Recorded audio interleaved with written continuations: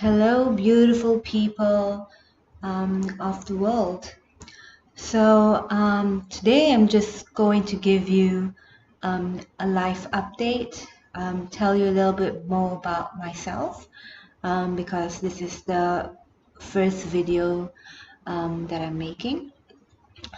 Right now I am in the middle um, of nowhere. I am really in a very remote part of the world, on an island off the coast of Indonesia.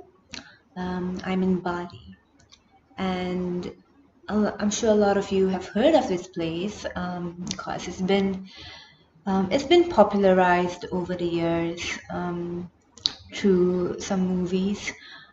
Eat, Pray, and Love is one of them, and that's one of my favorite movies ever. Um, it's about a woman who goes through a bad divorce and takes a trip around the world solo to find herself and to find balance, harmony, and happiness within herself. And her last destination in that trip is to Bali. So I guess subconsciously, because I love that movie and I've seen it so many times, at least 10 times. So for a girl who doesn't watch that much TV, that means that kind of means something. Yeah, so I guess subconsciously that was always in my mind. And I have a bit of a like spiritual streak as well, and I do love nature and ocean and beaches. Yeah, so I decided to come to Bali, which is this beautiful, beautiful island in Indonesia. And I've been here for 3 months. Sorry, for 3 weeks already. Um, and it's been quite a, I would say, interesting experience. Not what I expected, but exactly what I needed. And to give you a bit of context, prior to coming to Bali, I was actually wrapping up my PhD at MIT, um, which is short for the Massachusetts Institute of Technology. It's a very good university, and I'm sure many of you have heard about it.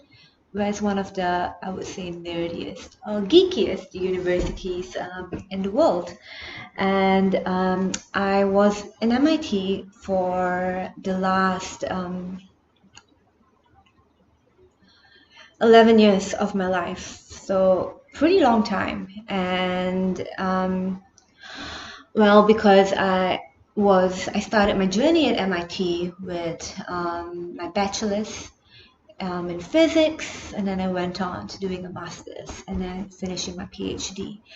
So as a big treat, break, celebration for all the hard work that I put in towards the completion of my PhD, which I did in geophysics and deep learning. So if you have any questions on, you know, topics of earth science and AI or life at MIT, should definitely let me know and post in the comments because I'm one of the rare dinosaurs that you might meet there because I spent um, 11 years in that university.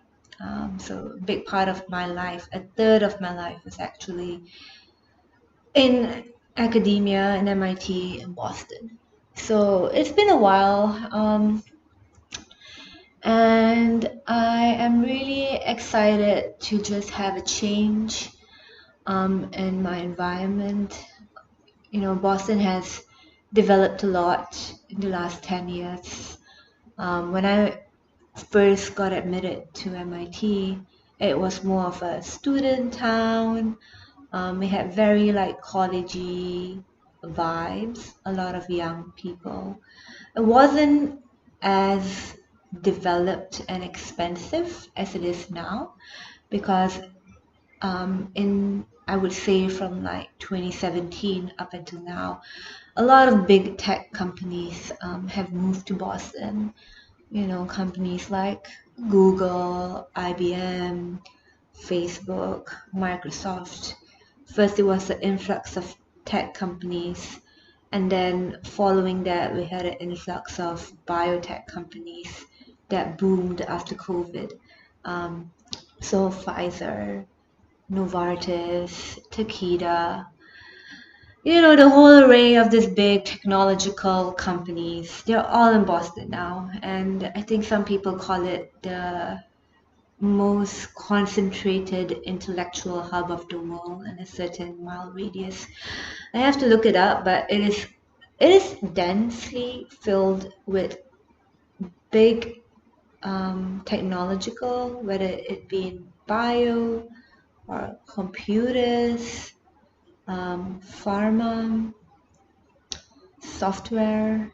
It's filled with a lot of those companies and a lot of scientists. You walk around Boston and you're bound to bump into, like, most people there are very educated, a lot of doctors and scientists and or students.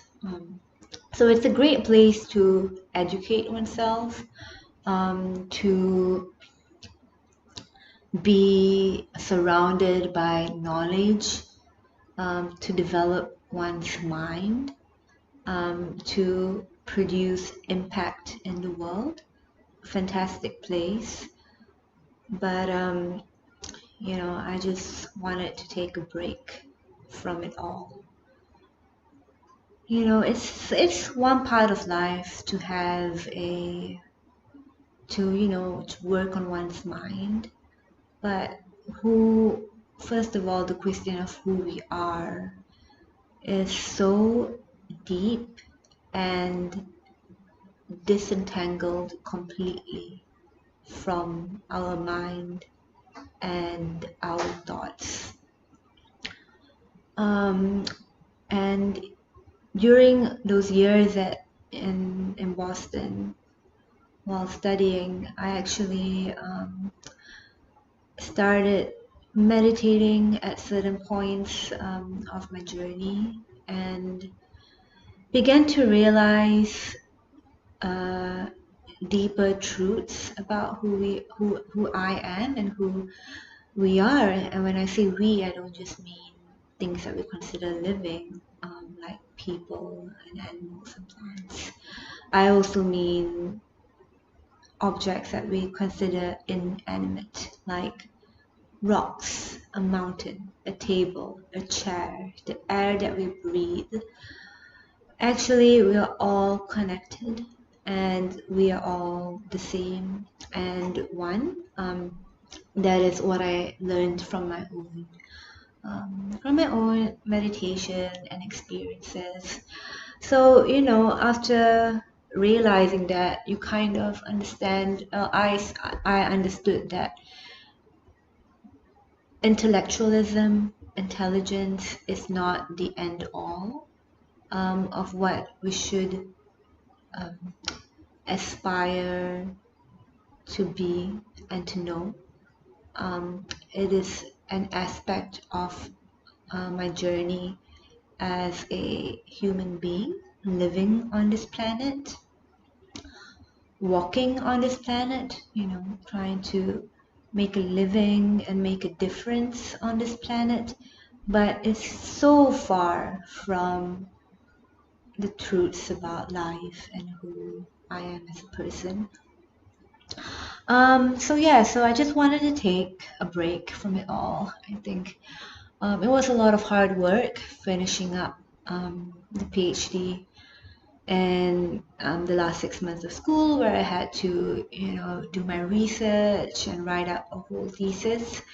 So if you want any advice on how to navigate that process of finishing a PhD and what a PhD actually is, because a lot of people go into a PhD program not really knowing what it is. And I think I was one of them too. I had this grandiose ideas about um, what this next stage of life after my master's would be like.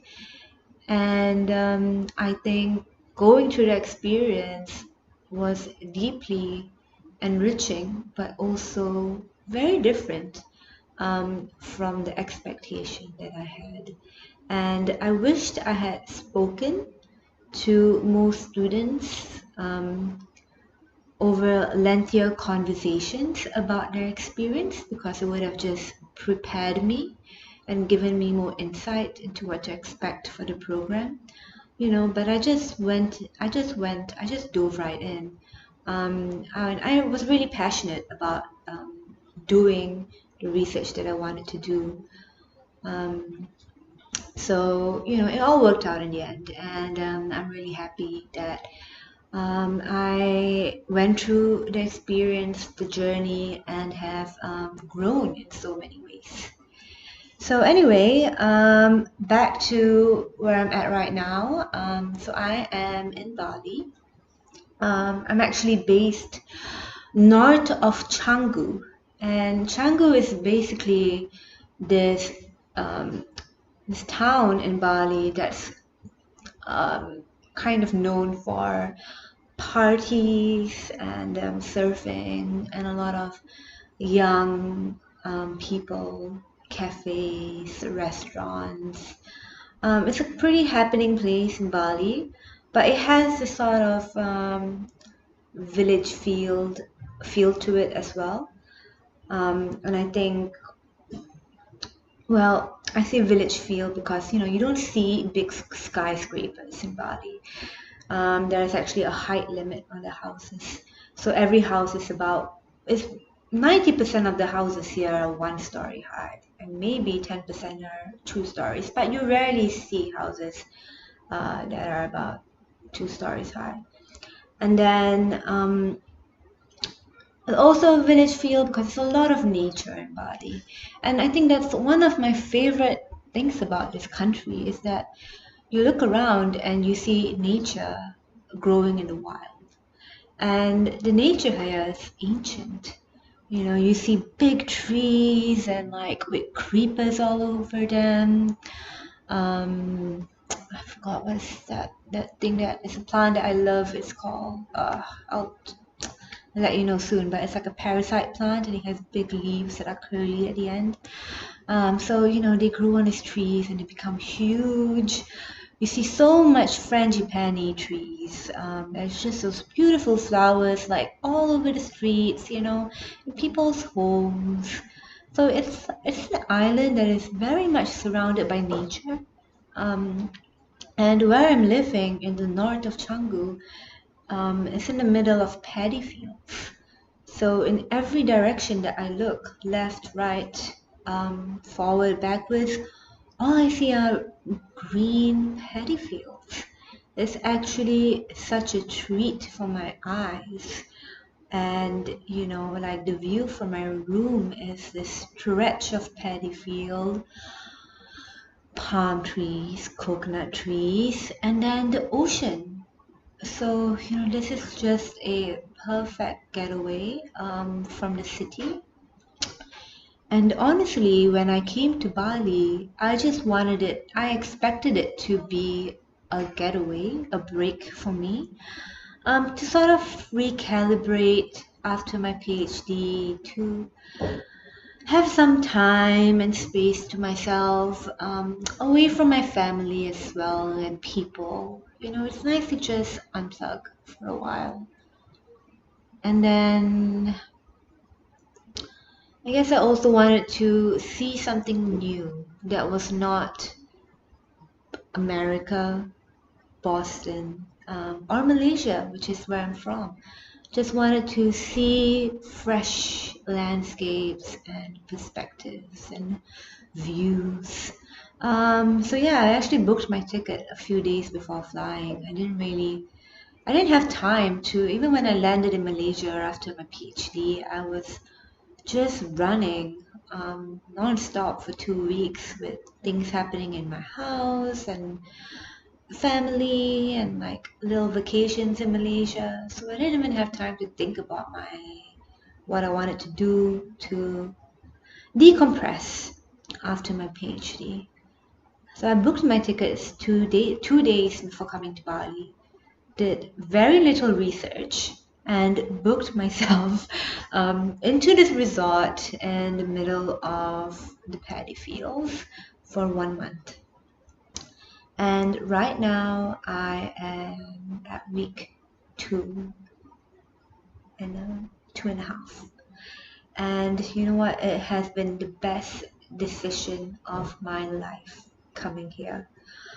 I think it's just given me so much perspective, and it's given me a new dream of what I want in my life.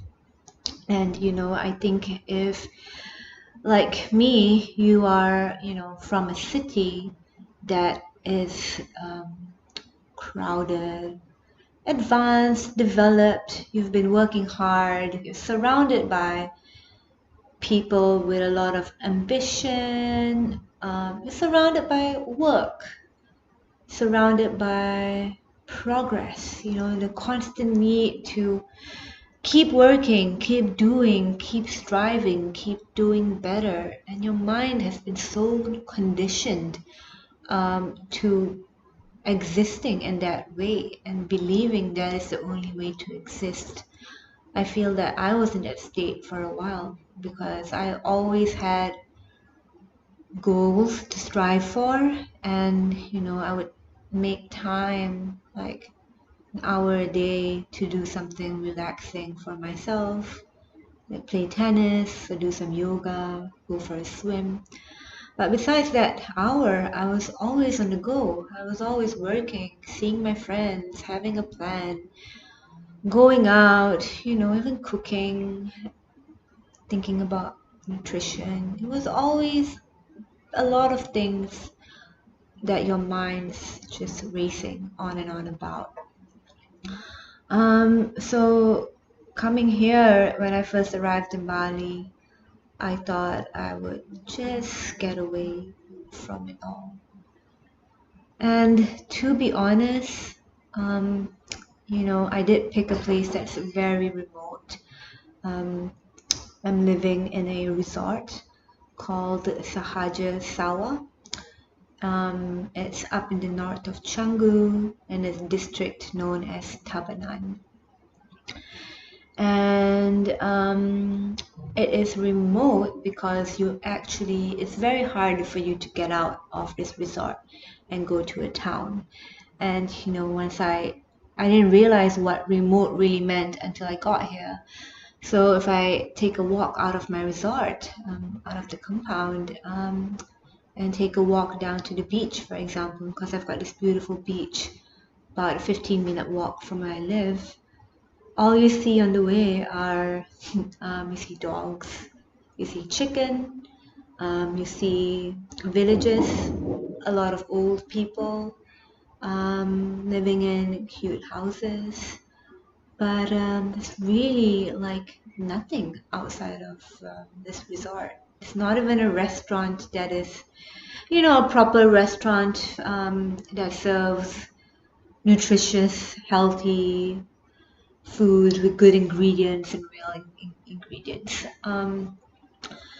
And sometimes the dogs on the way to the beach can be really vicious. Like they may follow you, they'll bark at you, run after you. So it's quite an experience. Not what I expected, because I didn't realize how like remote my area was and what remote truly meant until I got here. Because in the rest of Bali, you can basically you can call a scooter, which is like the equivalent of Uber in Bali. You can call a scooter and get to wherever you want to go.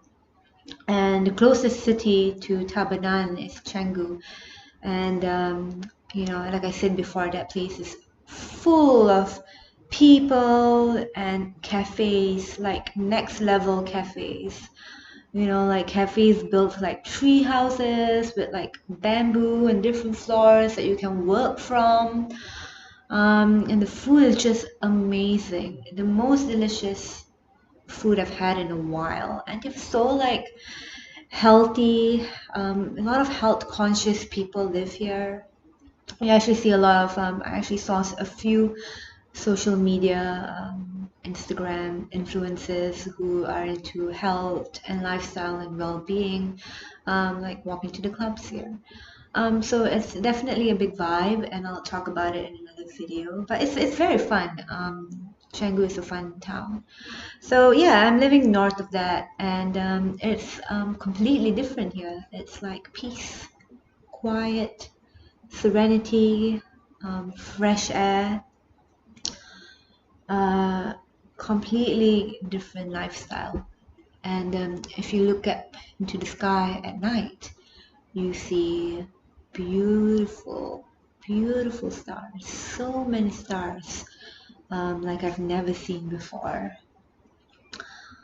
Um, so actually, I didn't realize what it meant to truly decompress until I got here. And where I'm living, it's pretty remote.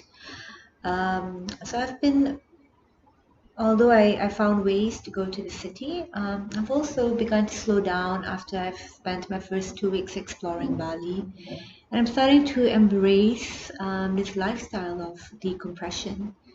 And for somebody who is so used to being on the go, constantly moving, constantly striving, and reaching goals, it's actually challenging to slow down and to live in the moment. Like sometimes I don't know how my mind is going to be if I don't, um, um, like, if I'm not constantly on my phone or on social media, if I don't wake up or go to bed looking at my Instagram, for example, like how do I fall asleep? How do I fall asleep just not doing anything? Maybe reading a line of poetry. How do I fall asleep with that? How do I wake up and not think about work? How do I wake up and just do some yoga without switching on my laptop, without looking at my phones? How do I start my day drinking coffee and enjoying the nature and the beautiful view that I have around me? One day I'll show you what that looks like. But how do I just enjoy that moment and sit in it? I never thought it would be like it's like a learning curve for me as well, learning to slow down. And I didn't expect that, because especially I'm a person, like I do meditate, and I've had phases in my life where I've meditated a lot. So I know how to sit still and enjoy that relaxation, being being as myself. But before and after the meditation, my life is always on the go. So to kind of slow down as a way of living, not just in your meditation sessions. It's a very, very new way of life for me. And I think that I'm still getting used to it. I'm still getting used to going to bed early, getting enough rest, taking care of myself, learning how to be bored, learning to give my mind space and time to breathe, to wander, to look around. So I'm still adjusting to it, but overall, I do feel like I'm resting and I feel rejuvenated. And I think that for anyone who has been working so hard, who has been on the go, I think taking time out in a place where there's nothing much to do but to be by yourself. Hopefully, you're in a location that is surrounded by a sense of beauty, by nature, because that just and not surrounded by too many people or things going on. Like I step out and there are no restaurants, there are no there's not even people that I really talk to, because they're older villages and they don't. I speak the language, but they're not like younger like me. So all of this, like the reduction in stimulation, I think it will force you to um, train your mind and your being to live differently. And I think that over time, the effects will sink in and it will sink deeper into one's psyche. And I think right now I'm like new to this process of slowing down, retreating, taking care of myself, getting enough sleep, eating really good food, going for a massage in the resort if I want one, reading some books, relaxing under the sun. I'm very new to, it just sounds like basic human needs, right? That I'm talking about, but I haven't been giving myself that. And I'm very new to like just having so much time in the world to do that. Um, and let's see how it goes. I am right now, it's more of like adjustment, um, learning how to get used to that process. And let's give it another 2 weeks, and I'll let you know if what the effects are and how I truly feel. All right, guys. So that was a good first video. Let me know if you have any questions, thoughts about slowing down, burnout, living in a big city, um, doing a PhD, and life in Bali. And I will keep you posted with my next video coming up. If you have any ideas on what you want to hear, feel free to let me know. Okay, take good care of yourself, people, and enjoy your beautiful day. Hope you take some time, not just in meditation, but during the day, to relax and slow down.